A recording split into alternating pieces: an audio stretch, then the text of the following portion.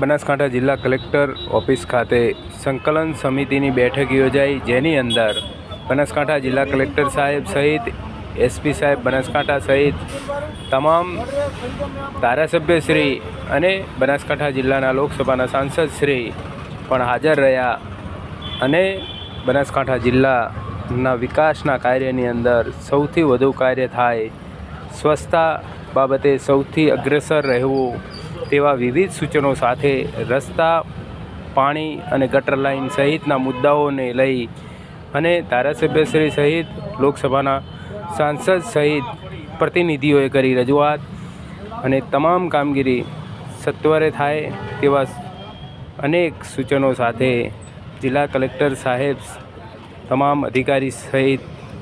તમામ આગેવાનોએ ખાસ નોંધ લઈ અને નાગરિકોને સુવિધાથી સજ્જ જિલ્લો મળે તેવું કાર્ય કરવા માટે બનાસકાંઠા જિલ્લા કલેક્ટર સાહેબે સૂચન કર્યું.